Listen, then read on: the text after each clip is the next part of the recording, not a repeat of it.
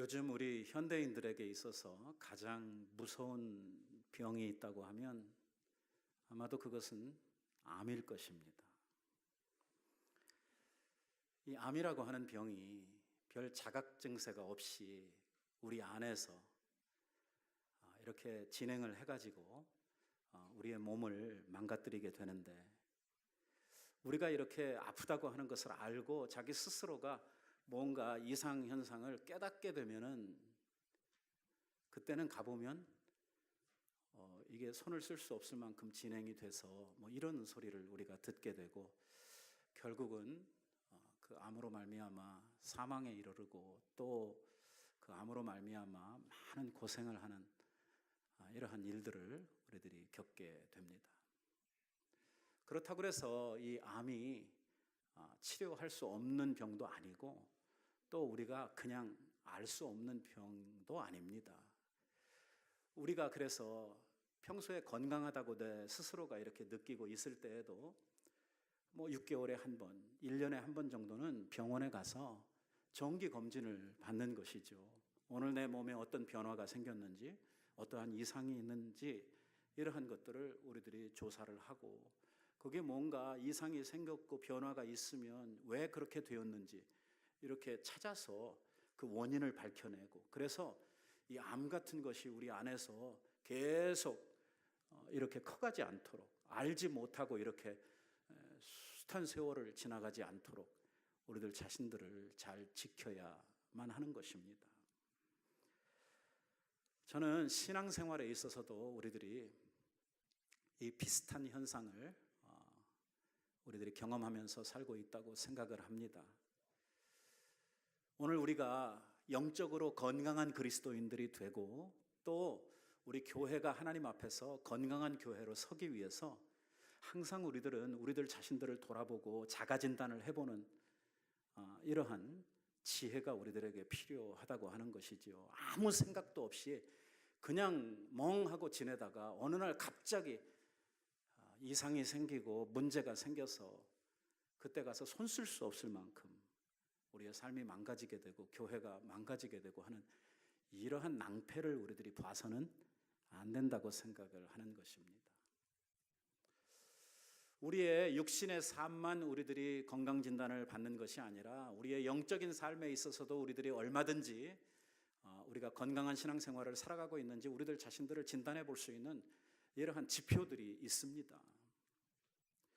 그 중에 대표적인 것 중에 하나가 뭐냐면, 오늘 건강한 성도들, 오늘 하나님 앞에 정말 구원의 은혜를 누리고 있는 성도들에게 있어서 나타나야 하는, 반드시 있어야 하는 오늘 우리들의 이 믿음의 표 가운데 하나가 뭐냐면 기쁨입니다. 기쁨.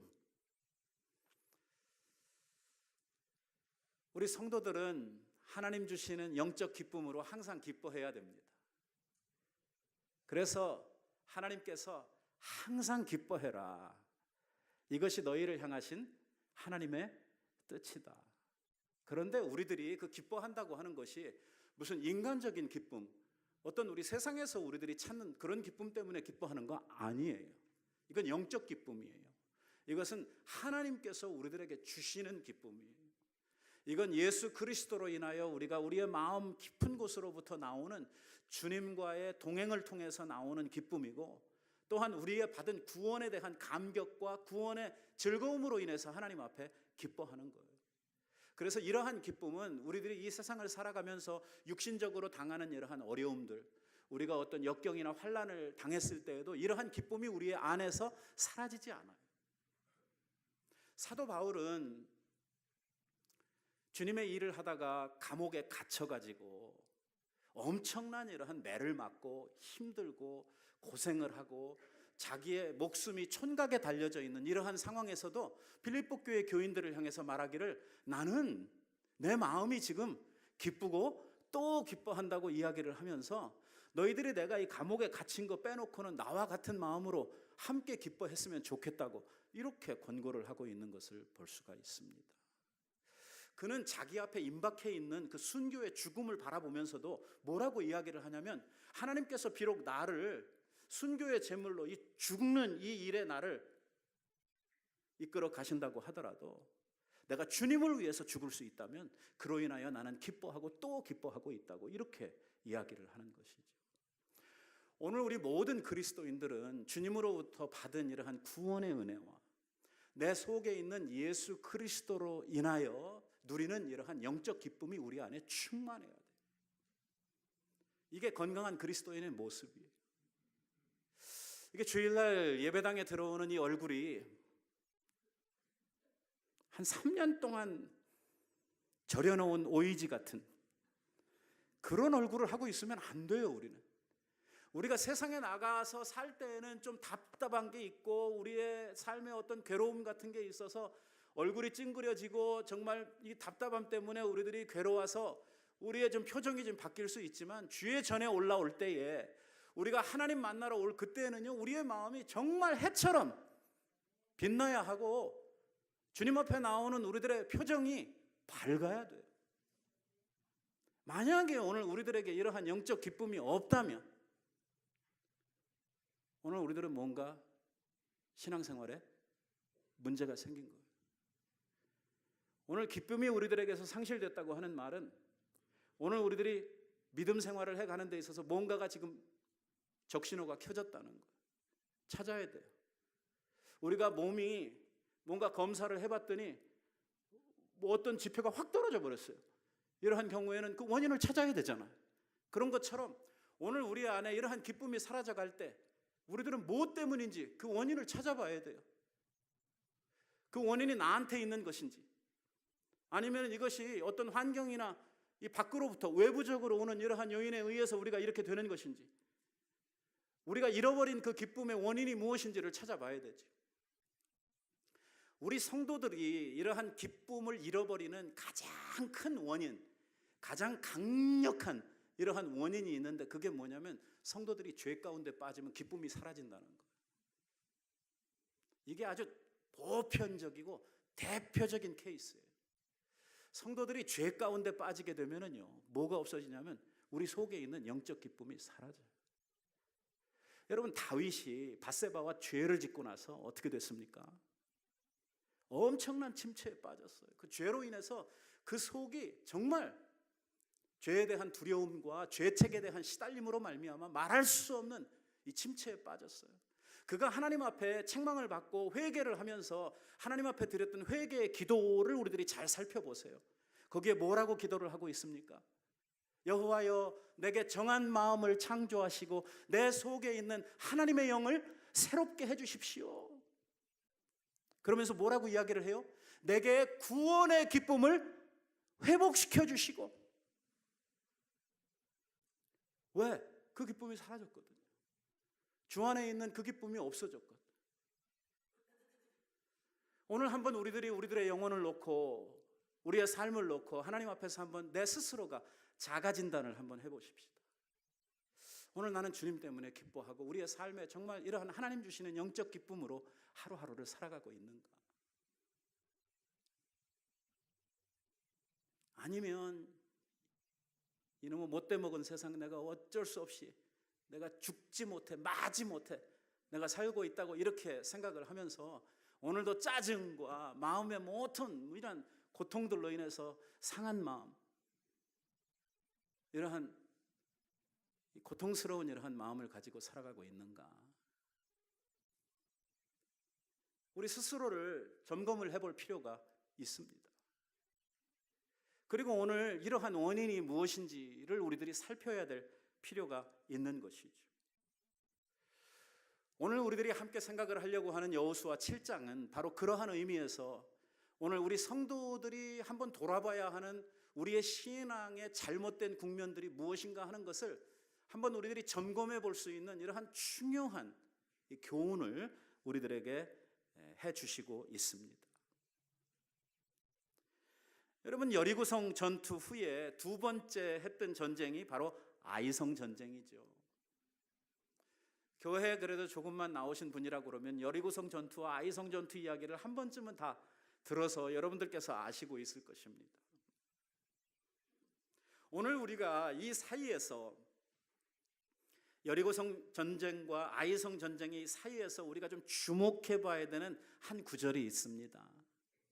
오늘 우리들이 시간 관계상 전체의 말씀을 다 읽지는 못했습니다만 특별히 오늘 7장을 공부하기 때문에 6장의 맨 마지막 부분을 우리가 돌아보지 못하고 왔습니다만 거기에 보니까 무슨 말씀이 주어지고 있냐면 오늘 이 여리고성 전쟁이 끝난 후에 이 전쟁의 승리로 말미암아 오늘 이스라엘 백성들과 그리고 이 여호수아에 대한 명성이 가나안 전 지역으로 퍼져나가게 되었다라는 기록을 이 성경 기자가 거기에 쓰고 있습니다. 뭐예요? 무슨 말입니까? 지금 이 여리고성 전쟁에서 승리한 이스라엘이 온 가나안 사람들에게 지금 뭐 굉장한 이야기거리가 되고 있어요. 잘 나가는 사람들로 정말 그들의 성공, 그들의 그 전투에서의 승리가 많은 사람들에게 부러움을 사고 여호수아의 명성이 이제 그 이름을 가나안 땅에서 모르는 사람이 없을 정도로 이렇게 유명해지고 있었다라고 하는 말을 쓰고 있어요. 그리고선 아이성 전투 이야기가 우리들에게 바로 따라 나오는 거예요. 왜 굳이 이 아이성 전쟁을 하는 데 있어서 꼭 연관이 없어 보이는 불필요한 것 같은 이러한 이야기를 성경 기자는 이 6장을 마치면서 결론 부분에다가 이 이야기를 갖다가 삽입을 해놨을까 하는 것입니다. 오늘 이 이야기는 결국은 7장에 있어서의 문제를 만들어내기는 이러한 하나의 원인으로 작용을 하고 있는 것이죠. 여호수아와 이스라엘 백성들은 이 여리고성 전쟁이 끝난 다음에 바로 아이성 전투를 준비를 하게 됩니다. 여리고성 전쟁에서 했던 것처럼 정탐을 뽑아가지고 여호수아는 아이성에 파송을 합니다. 정탐꾼들이 가서 여리고를 탐지하고 돌아온 이 정탐꾼들이 여호수아에게 보고를 했던 것처럼 이 정탐들이 가가지고 아이성을 쭉 이렇게 돌아보고 온 다음에 와서 이 여호수아에게 이렇게 이야기를 하는 것입니다. 우리가 가보니까 아이고 이거는 정말 이거 게임거리가 안 되는, 우리들한테는 이 상대가 안 되는 너무나 적은 이러한 성입니다. 이건 뭐 그냥 이렇게 지나가면 됩니다.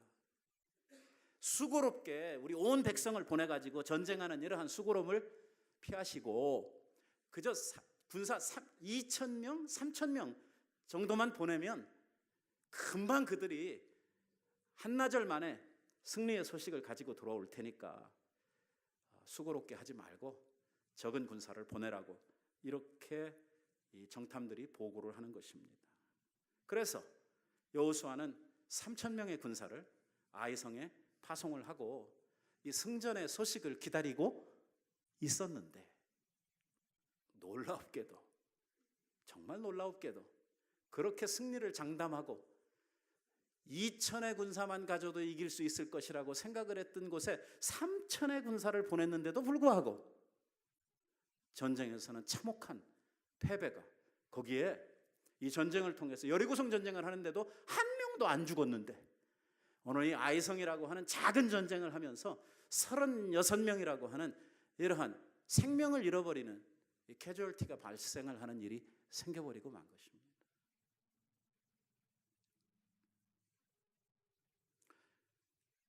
여호수아는 너무 황당했습니다. 이 상황을 어떻게 이해를 해야 될지 알 수가 없었어요. 이게 무슨 일이냔 말이에요. 뭐가 잘못됐냐는 것이죠. 지금 한참 자기의 명성이 올라가고 이스라엘 백성들의 이야기가 가나안 사람들에게 회자가 되고 지금 잘 성공의 그 일로를 걸어가고 있는데 이게 지금 뭔 사건이냔 말이에요. 이게 앞으로 이제 가나안에 있는 많은 이러한 나라들, 이러한 가나안 백성들이 이스라엘을 말할 때 뭐라고 말할 거예요? 저것들 아이성에서도 실패하고 아이성 전쟁에서도 진, 아이성한테도 졌다 그러면 그건 다른 성들하고는 전쟁을 할 필요가 없는 것이죠. 왜? 아이성은 가나안 가운데 제일 약한, 정말 그들은 전쟁도 할 수 없는 이러한 약한 사람들이었는데 그들에게도 졌다 그러면 뭐 더 이상 볼 거 없는 거죠. 이제 앞으로 어떻게 이 중다한 가나안 전쟁을 해나갈 것인가?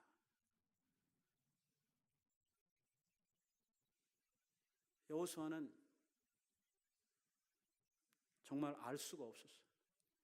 이때까지만 해도 이스라엘 백성들은 연전연승을 계속하고 있었거든요. 뭐 오래전 일입니다마는 벌써 아말렉을 물리쳤잖아요. 오면서 모압이라고 하는 나라를 물리쳤잖아요. 아모리 왕들로부터 승리를 거두었잖아요. 또 이 요단강, 이 보리 추수 때가 돼가지고선 그 많은 물들로 이 강이 막 넘쳐나던 그때에 하나님의 주신 기적으로 말미암아 요단강물을 세우고 그들이 마른 땅같이 그 요단강을 건너왔잖아요. 여리고성에서 아군은 한 명도 안 죽고 이 여리고 전쟁에서 완벽한 승리를 만들어냈잖아요. 지금까지 왔던 모든 길들이 엄청난 이 승리의 역사만 계속해 왔는데 이게 무슨 꼴이에요 이게. 아이성, 이 보잘것없는, 정말 누구의 눈에 봐도 이건 전쟁 같지도 않은 이러한 아이성에서 이렇게 처절한 패배가 그들 앞에 놓여질 줄 누가 알았습니까? 여호수아는요 지금 깜깜한 거예요. 이게 도대체 어디서부터 잘못됐는지, 이게 뭐가 문제인지 알 수가 없는. 5절 말씀에 보니까 아이 사람들이 그들을, 이스라엘의 군대를 36명쯤 쳐 죽이고 성문 앞에서부터 스바림까지 쫓아내려가서 비탈에서 그들을 쳤으므로 백성들의 마음이 녹아 물같이 되었다고. 누구 백성? 아이 백성, 이스라엘 백성. 이스라엘 백성들의 마음이 녹아내려가지고 물처럼 되었다고 이렇게 기록을 하고 있습니다. 여러분 참 대조가 되는 말씀 아닙니까? 여리고성 전투 때 정탐들을 보내서 여리고성의 형편을 살폈더니 당시 정탐들이 와가지고 했던 말이 뭐냐면 여리고 사람들이 이스라엘 백성으로 인하여 그 마음이 어쨌다고요? 촛물같이 녹아내리고 있었다. 이러한 보고를 했었거든요. 전에는 적들의 마음이 녹았는데 이제는요 이스라엘 백성들의 마음이 녹아내리고 있어요. 이 상황을 지금 여호수아는 직시하고 정말 이 황당한 상황 앞에서 어찌해야 할지를 모르고 있는 것입니다. 여호수아는 정말 쓰라린 마음을 안고 하나님 앞에 나아갑니다. 6절 7절에 있는 말씀에 보니까 여호수아가 옷을 찢고, 이 옷을 찢는다고 하는 것은 보통 때 하는 일이 아니거든요. 정말 심정이 너무 괴롭고 감당할 수가 없을 때 속에 있는 마음을 찢을 수가 없으니까 하나님 앞에서 옷을 찢는 이러한 일을 하거든요. 이스라엘의 장로들과 함께 여호와의 궤 앞에 가서 땅에 엎드려 티끌을 뒤집어 쓰고 하나님 앞에 무슨 말을 해야 될지, 어디서부터 어떻게 시작을 해야 될지 몰라요. 저물도록 거기에 그냥 엎드려 있다가 기도도 안 나오는 거예요. 그냥 엎드려져 있는 거. 이게 도대체 어떻게 해야 될지를 모르겠는 거예요. 도대체 나한테 이런 일이 왜 생겼는지 알 수가 없는 거예요. 절망 가운데에서 하나님 앞에 엎드려져 있다가 저녁 무렵 가가지고 하나님 앞에 입술을 벌려서 드디어 기도를 하는데 뭐라고 하는지 보세요. 여호와여, 어찌하여 이 백성을 인도하여 요단을 건너게 하시고 우리를 이 가나안 사람들, 이 아모리 사람들의 손에 넘겨서 우리를 멸망시키려고 하셨나이까? 우리가 요단 저편에 그냥 동편에서 요단강 건너오기 전에 얻었던 그 땅에서 그냥 거기 살았으면 우리가 이런 실패도, 이러한 이 사람이 죽는 이러한 엄청난 일도 생겨나지 않았을 텐데 말입니다.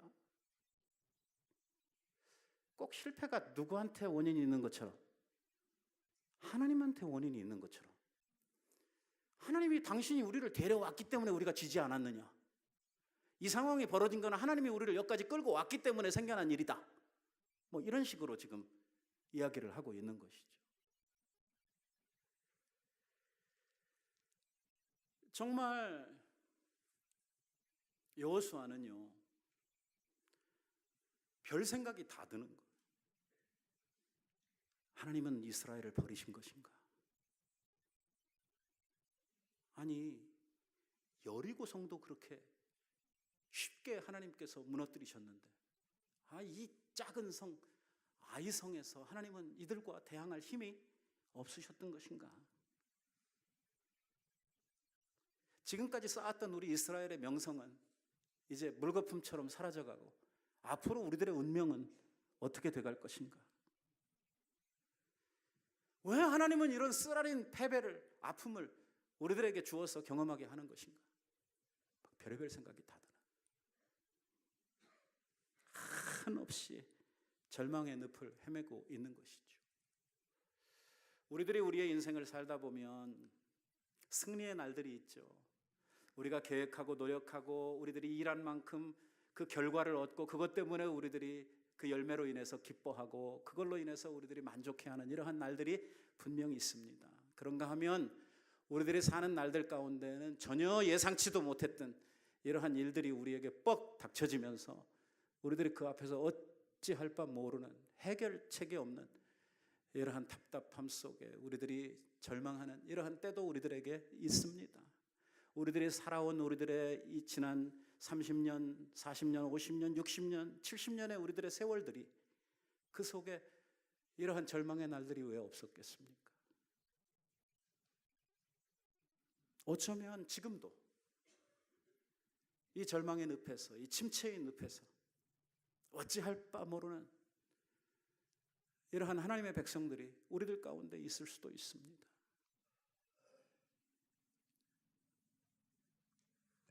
패배는 우리가 인생을 살면서 누구에게나 있을 수 있는 일입니다. 문제는 그 패배를 어떻게 우리들이 딛고 일어설 것인가 하는 것이 문제지요. 오늘 우리 예수 믿는 사람들이 오해하지 말아야 될 것이 있는데 그것은 무엇이냐면 예수를 믿고 나면 모든 것이 다 잘 된다. 예수 믿고 나면 모든 것이 다 형통한다. 그냥 붙잡는 것마다 다 대박이다. 병도 다 낫는다. 아무런 어려움도 안 생긴다. 그렇습니까? 여러분, 그렇습니까? 예수 믿는 사람도 병 걸립니까? 예수 믿는 사람도 사업하다가 실패하나요? 예. 우리가 우리의 삶을 이렇게 들여다보면 믿지 않는 사람들이나 믿는 사람들이나 삶에 임하는 이러한 어려움들이 거의 비슷하게 나타나고 있는 것을 보게 됩니다. 오늘 이 상황 속에서 우리 믿는 사람들이 가지고 있는 믿음이라고 하는 것이 오늘 이러한 실패, 이러한 이 패배, 오늘 우리 안에 있는 이러한 어려운 이 환경들, 이러한 것들을 어떻게 이겨나가느냐에 대한 해법을 우리는 믿음 안에서 찾는 것이죠. 이 세상에는요, 두 종류의 사람이 있습니다. 이러한 실패를 했을 때에, 이 전쟁에 패배를 했을 때 그 원인을 다른 사람에게서 찾는 사람입니다. 패배의 원인을. 오늘 여호수아와 같은 이러한 생각이 있죠. 우리가 자주 쓰는 이러한 말 가운데에 안 되면 누구 탓? 조상 탓이라고 하는 말이 있습니다. 이러한 말이 우리들에게 생겨난 것은 무슨 뜻이냐면 우리가 모든 일이 잘 안 되면 다 뭐예요? 내 책임이다. 오늘 내가 잘못했다. 이러한 생각을 갖는 것보다는 사람들이 거의 다 어떻게 해요? 다 남의 탓을 이렇게 하는 이러한 우리들의 일상의 이 행동 때문에 이러한 말들이 생겨나게 되는 것이죠. 그것만 있는 줄 아세요? 핑계 없는 무덤이 없다고 그래요. 내가 잘못해서 죽은 사람은 한 사람도 없어요. 다 남의 탓이에요. 이래 가지고는 소망이 없다는 것입니다.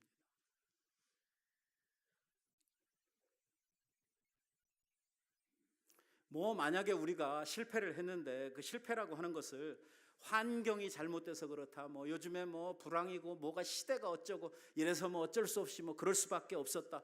그러면 요셉은 온 세상이 왜 다 흉년으로 다 죽어가는데 왜 요셉이만 혼자 그렇게 복 받는 겁니까?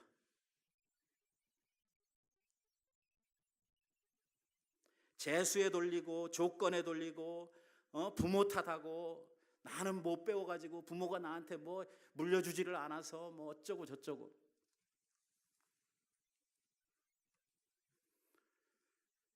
실패를 대면하는 사람들 가운데에서 안 되면 남의 탓하는 사람이 있고, 또 하나는 안 되면 자기를 돌아보는 사람들이 있다는 것입니다. 패배의 원인을 자기에게서 찾으려고 하는 것이죠. 오늘 왜 이런 일이 벌어졌는지, 왜 내가 무엇을 실수했는지, 무엇을 놓쳤는지, 내가 정말 이러한 결과를 맞이하고 있는 곳에 오늘 내가 잘못한 게 무엇인지 하는 것을 찾아보고 생각하는 사람입니다. 오늘 이 여호수아에게 있어서 아이성의 큰 패배가 주어졌을 때에 자기를 돌아보고 오늘 자기가 어디에서 뭐가 잘못됐는가 하는 것을 알아야 되는데, 이러한 생각을 지금 여호수아가 못하고 있다는 거예요. 그리고 하나님한테 뭐라고 그러냐면, 왜 우리 여기까지 데려다가 이렇게 고생시킵니까? 하는 이러한 말을 하고 있는 거예요.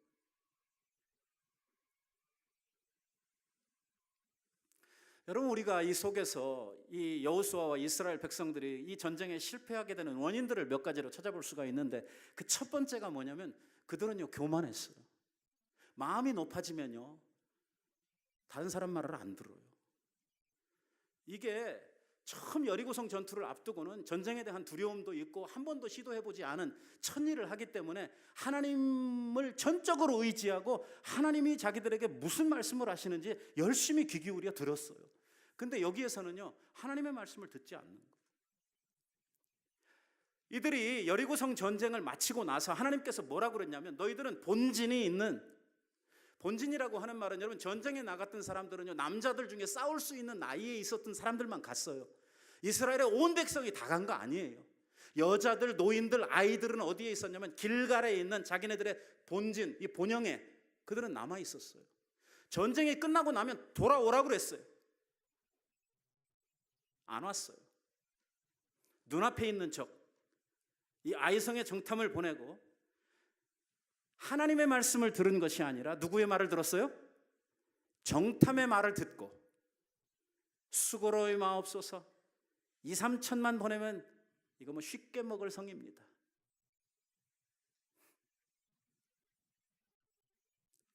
정탐의 말을 듣고 사람의 말을 듣고 움직였어요. 왜? 왜 이렇게 됐어요? 마음이 높아졌어요.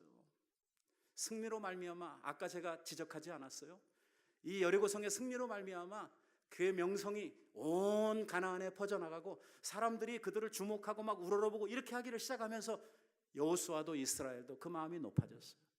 그 귀를 하나님을 향해서 열려고 하는 이러한 마음이 그 속에서 이미 사라져버렸어요. 아니, 그 여리고성 전쟁을 저희들이 했습니까? 자기들이 가서 뭐 이렇게 뭐 전쟁을 해가지고 얻은 성입니까? 아니잖아요. 하나님이 하신 전쟁이잖아요. 그들이 한 게 뭐 있어요?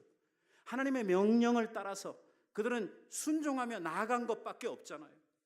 여리고성 전투 때를 기억하십니까? 아침에 일찍 일어나서 하나님께 기도하고 법궤를 쫓아서 나팔 소리에 발을 맞추고 하나님이 시키신 대로 순종해 가던 이스라엘 백성들의 행진을 생각을 해보세요. 오늘 이 아이성 전투에는요, 일찍 일어났다는 말도 없고 법궤 이야기도 없고 나팔 이야기도 없고 하나님의 말씀도 없고 아무것도 없어요. 여호수아가 정탐의 말 듣고 그냥 군사 보낸 거예요.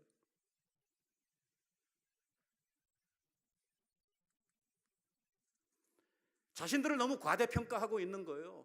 전쟁에서 반드시 실패할 이스라엘인데 그들은 어떻게 생각을 하고 있어요? 2, 3천만 보내면 이거는 식은 죽 먹기입니다. 이렇게 생각을 하고 있는 거예요. 전혀 그렇지 않은데 과대망상증에 걸려 있는 거죠. 성경은 우리들에게 말씀하기를 교만은 패망의 선봉이라고 이야기를 합니다. 마음이 높아지면요, 감당할 길이 없습니다. 그 중에서도 제일 무서운 것은 뭐냐면 영적 교만입니다. 영적 교만은요, 고칠 사람이 없습니다. 하나님도 못 고칩니다.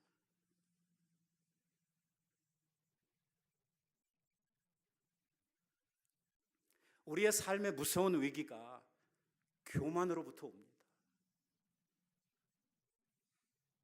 성경은 우리들에게 말하기를 하나님께서는 겸손한 자에게는 은혜를 베푸시지만 교만한 자는 어떻게 하신다고 그랬습니까? 하나님이 대적하여 싸우시겠다고 말씀을 합니다. 하나님이 우리를 도우시는 분으로 계셔야지 하나님이 우리와 함께 계셔야지 하나님이 우리한테 싸우려고 오시는 이러한 쪽에 있어서 우리가 되겠습니까? 오늘 우리들이 진짜 경계하고 항상 두려워해야 되는 것은 뭐냐면 오늘 우리들이 잘 나갈 때입니다. 잘 나갈 때, 뭔가 잘 될 때, 성공했을 때, 은혜 받았을 때, 사람들에게 칭찬받을 때, 이때가 우리의 인생의 무서운 위기라고 하는 사실을 알아야 됩니다. 왜? 사람의 마음이 높아지거든요. 얼만큼 높아지냐? 하늘보다 높아지고 하나님보다 더 높아지거든요. 여기에 뭐가 나오냐면 내가 이게 나오거든요. 성도들하고 이렇게 대화를 해보면요, 무슨 일이 있고 교회에 무슨 어떤 좋은 일이 있으면 뭐 이렇게 이야기를 시작을 했다가 기승전 그다음 끝에 가서 뭐냐 다 나 이걸로 오는 거. 내가 그때 내가 이렇게.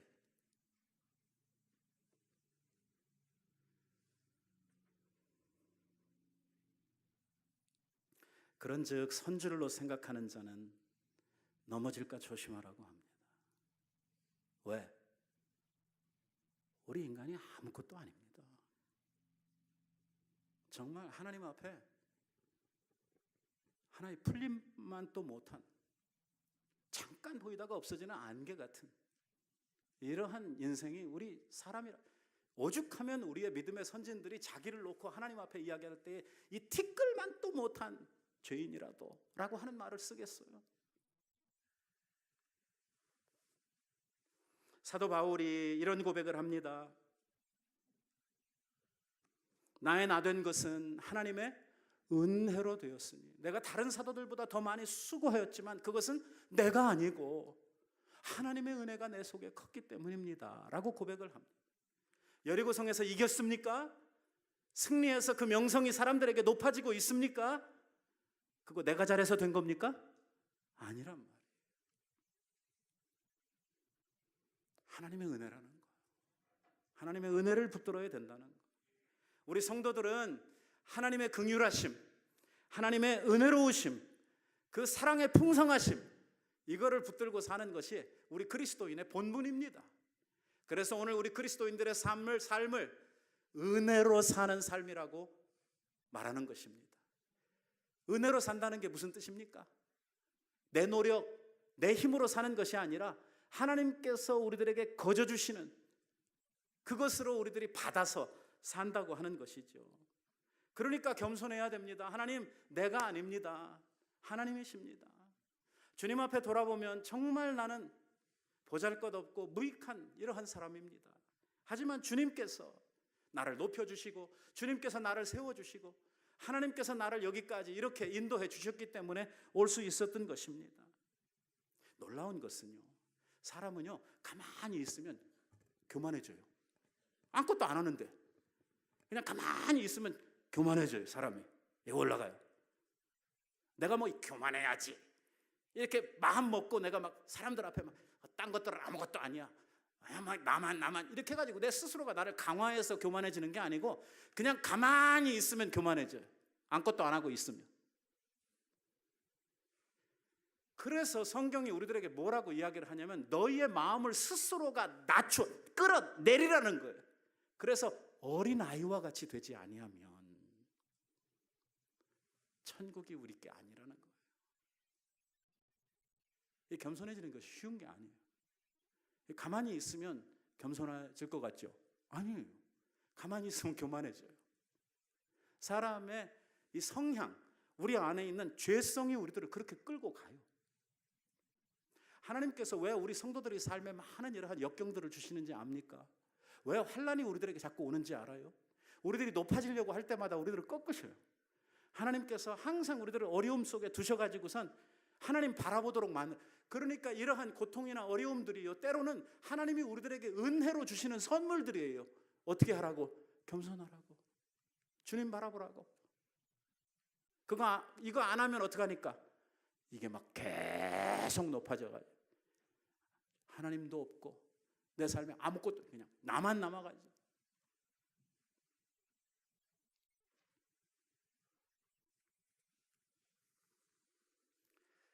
이스라엘 백성들에게 있어서, 여호수아에게 있어서 이 문제는 뭐냐면 하나님 앞에 나아가서 묻지 아니했다는 것입니다. 전쟁을 앞두고. 무엇을 들었냐면 정탐꾼들의 보고를 들었습니다. 여러분, 다윗 왕이 왜 위대한지 압니까? 다윗 왕의 일생은 거의 다 전쟁터에서 보낸 삶입니다. 다윗은요, 평생을 전쟁하면서 살았어요. 그런데 이 다윗이요, 그 수많은 전쟁들을 다닐 때마다 전쟁에 출병을 하려고 그러면 먼저 하나님 앞에 나아가서 묻습니다. 하나님, 내가 나가야 되겠습니까? 제가 가도 되겠습니까? 하나님, 이 전쟁에서 저와 함께 해주시겠습니까? 항상 묻고 가는 거예요. 여러분, 이만큼 전쟁을 하고 전쟁터에서 뼈가 이렇게 굵어가는 이러한 다윗이라고 하면 웬만한 전쟁 어떻게 해요? 내가 그동안 이렇게 해서 많은 승리를 거두었고 내 수하에 뭐가 얼만데 정말 내 지혜로 내 어떤 전법을 가지고 얼마든지 전쟁을 할 수 있을 것 같은데, 다윗의 위대함은 어디에 있냐면 모든 전쟁, 큰 전쟁이든 작은 전쟁이든 할 거 없이 그는 하나님 앞에 묻는 거예요. 여러분, 다윗이 딱 한 번 자빠졌을 때가 언젠지 압니까?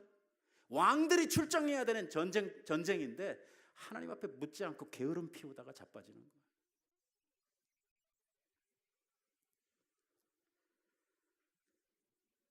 여호수아가 지금 하나님 앞에 와가지고선 그 상한 마음을 가지고, 하나님 도대체 이게 웬일입니까? 하나님, 이러려고 우리들 여기까지 데리고 왔습니까? 하고 원망하며 불평하는 이러한 지금 기도를 하고 있는데요, 이거요, 너무 늦었습니다. 언제 해야 됩니까? 전쟁하기 전에 했어야죠. 실패하기 전에. 그래서 여러분, 성도들에게 있어서는 기도가 이 불 끄는 소방수가 아닙니다. 무슨 말이냐면, 사고 터졌을 때 그 사고를 해결하기 위해서 드리는 게 기도가 아니고, 오늘 우리의 기도는 평안한 날에, 오늘 우리들이 이렇게 잘 나갈 때 하나님 앞에 그 뜻을 묻고 우리의 길이 형통하도록, 우리의 길이 하나님 앞에서 안전하도록 지켜가는 것이 기도입니다. 그러니까 이런 삶을 살아가는 사람들에게는 삶에 이런 풍지평파가 많이 안 일어납니다. 또 혹시 이러한 일들이 있을지라도 하나님께서 그것을 해결할 수 있는 지혜들을 우리들에게 공급해 주시지요. 그래서 넉넉히 이기도록 해주십니다. 이렇게 기도를 하면서 우리들이 살아야 되는데, 그냥 놀고 있다가 사건 터지면, 문제 터지면 그때 와가지고 기도하려고 그런다. 36명 목숨을 죽여놓고 그 다음에 기도한단 말이에요. 이게 문제죠. 이게.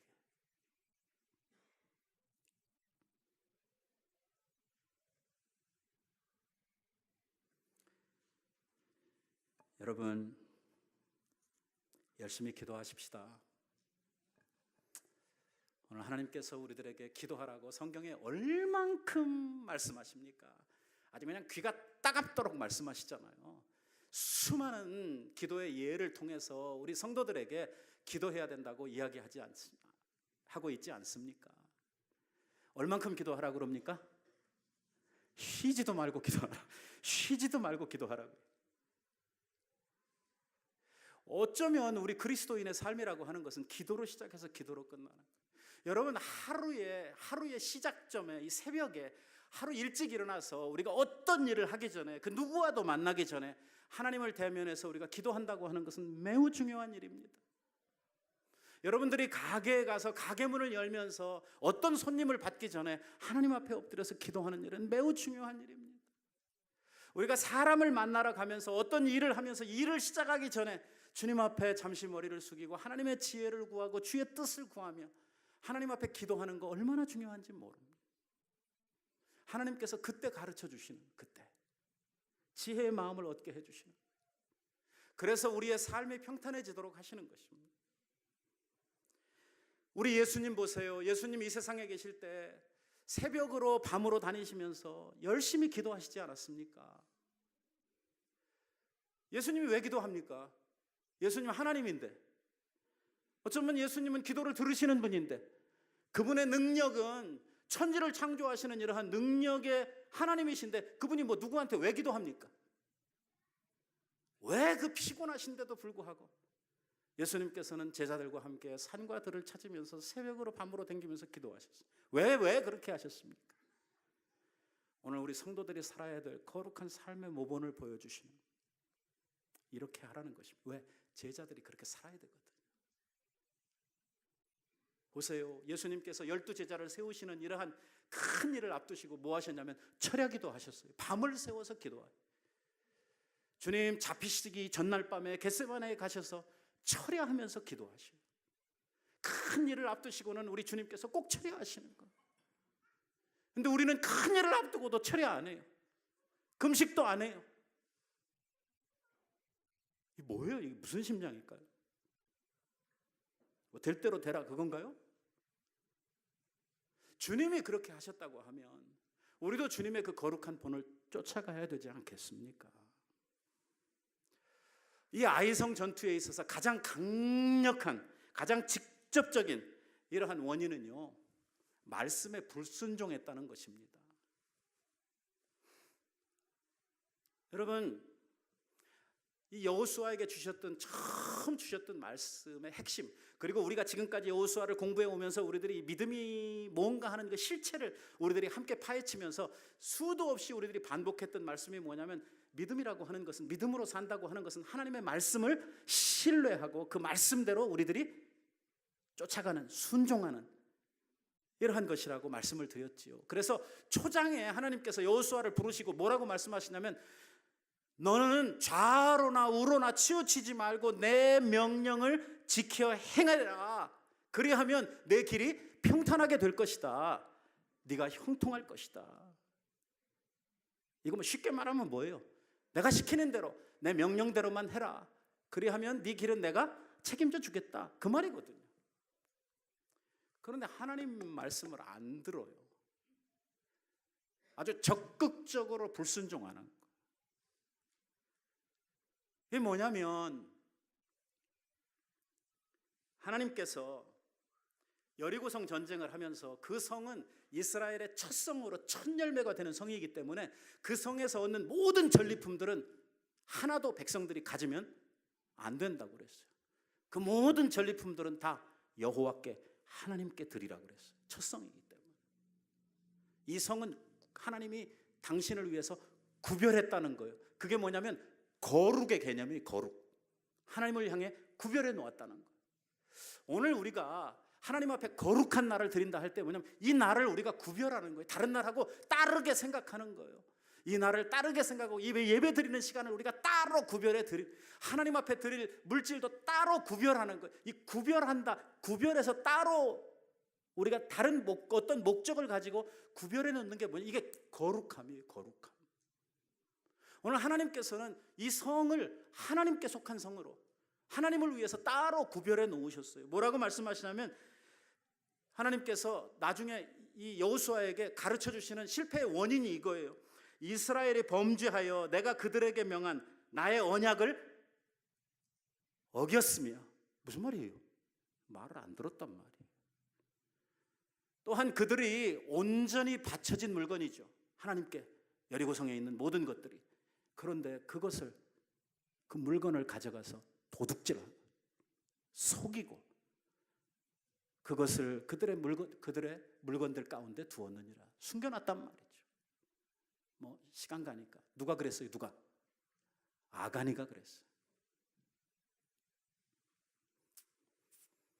아가니가 나중에 제비 뽑아가지고 지가 걸리고 자기의 모든 가족들이 다 멸문당할 걸 알았다면 했겠어요? 안 했겠어요? 무슨 생각 가지고 했어요? 그럼 이거 훔칠 때 무슨 생각 가지고 했어요? 에이, 이 많은 성에 수많은 이 물건들, 이 수많은 이것들 중에 요거 한 개 내가 훔쳐간다고 그래서, 내가 이거 이렇게 한다고 그래서 누가 알 것인가? 몰래 감췄어요. 몰래. 60만이에요. 60만. 그 중에 하나가 조금 잘못한다고 그래서 티나 나겠어요? 아무도 모를 것이다 생각을 하고 감췄죠. 몰랐어요.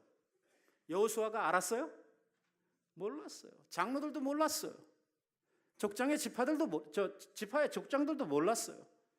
아니, 옆에서 같이 전투하던 자기 동료들도 몰랐어요. 하여튼 기가 막히게 훔쳤어요.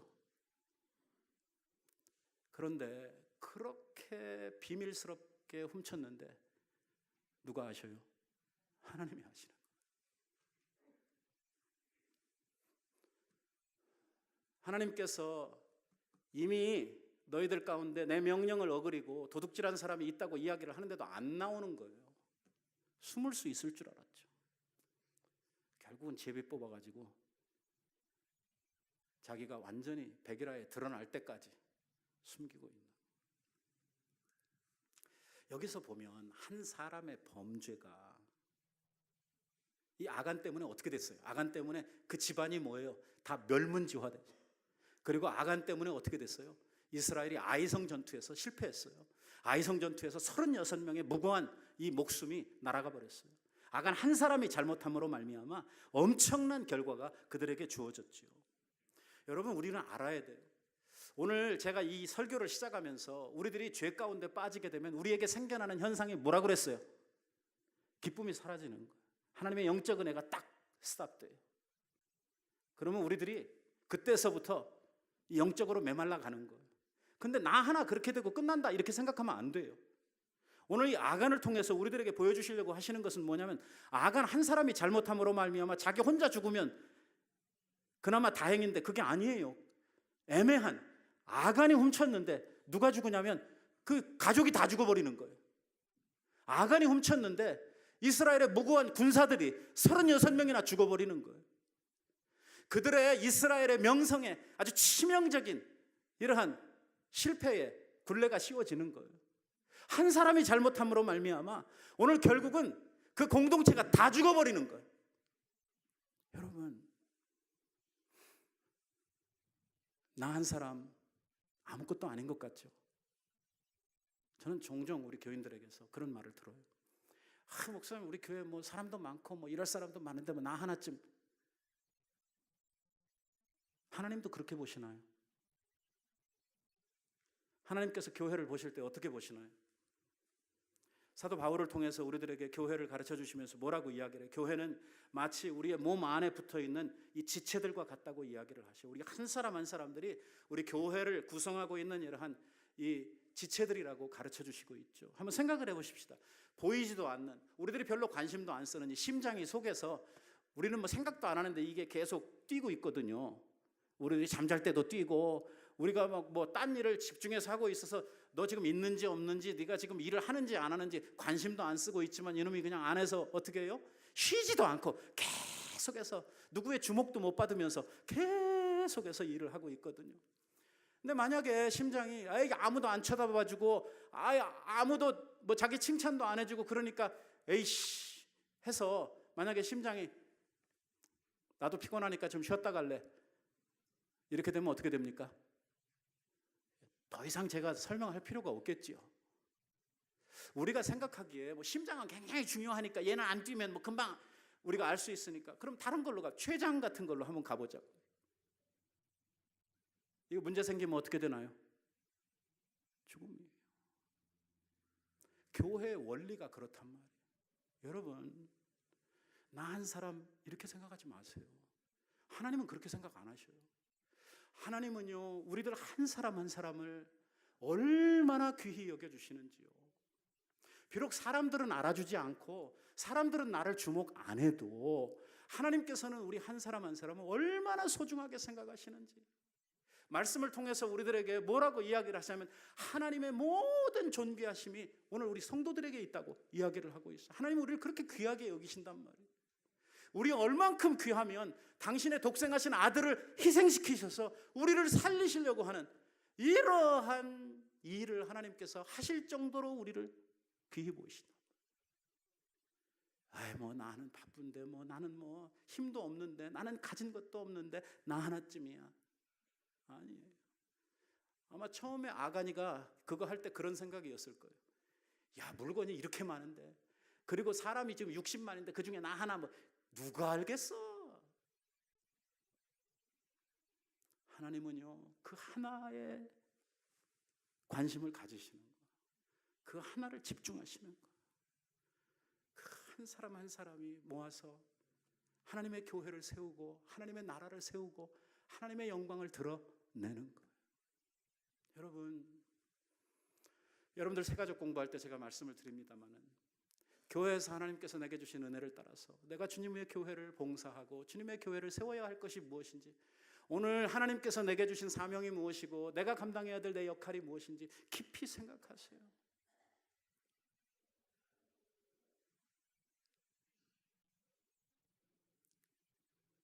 설교 시간에 좀 죄송합니다마는 우리 지봉수 집사님 돌아가시고 나니까 교회 아침에 커피 만들어 놓을 사람이 없는 거예요. 사람은 이렇게 많은데 커피는 다 마시는데, 그러니까 구역별로 돌아가자, 또 누구 시키자 이렇게 하니까 의무로 이걸 하려고 하다 보니까 이게 맨날 투덜거리고 문제가 생기는 거예요. 왜 우리 중에 한 사람도 주일날 조금 일찍 나와서 다른 사람들보다 한 10분, 20분만 먼저 나올 수 있다면 정말 만들어 놓고 많은 사람들이 자기의 그 수고와 봉사를 통해서 맺혀지는 그 열매를 정말 아름답게 함께 나누고 먹을 수가 있는데, 또 다음 주부터 다 또 커피 만들겠다고 이렇게 하시면 안 되고, 하나님께서 내게 주신 그 은혜를 쫓아서 내가 할 수 있는 일이 무엇인지. 그렇잖아요. 하나님 앞에 헌신이라고 하는 것이 비둘기 드려야 되는 사람이 막 양 가지고 와서 이러면 하나님 부담스러워 하셔요. 그러지 말라는 거예요. 양 바쳐야 되는 사람이 막 소 들고 오면 하나님께서 그거 왜 가지고 왔냐고, 그거 도로 가져가라고 이러신단 말이에요. 내게 주신 은혜의 분량대로 내가 할 수 있는 내 여력을 따라서 하나님의 교회를 세우는 것이죠. 정말 남들이 알아주지 않고 도와주지 않고 하는 이러한 데서 주님께서 나를 보고 계시고 이것이 우리 교회에 필요한 일이라고 하면 우리 모두가 이렇게 하나씩 감당해가는 그 일로 인해서 교회는 세워지도록 되어 있다고 하는 것입니다. 주님은 그렇게 말씀합니다. 오늘 아이성 전투의 실패는 너희들이 내가 구별하여 내 것으로 따로 세운 이 여리고성에서 내 명령을 어기고 너희들이 물건을 훔쳤다는 것입니다. 이 불순종이 결국은 이스라엘을 이러한 엄청난 패배로 이끌고 가는 원인이 되었던 것이죠. 말씀을 맺습니다. 순종이 제사보다 낫고 하나님의 말씀을 듣는 것이 수양의 기름보다 낫다고 했습니다. 여러분, 말씀을 들을 때 순종할 결심으로 들으시는 여러분들 되시기 바랍니다. 이 말씀대로 살아서 이 말씀의 정말 귀한 열매들이 여러분들의 삶 가운데에 100배나 60배나 맺혀지게 되기를 우리 주님의 이름으로 축원드립니다. 기도하십시다. 아버지 감사합니다.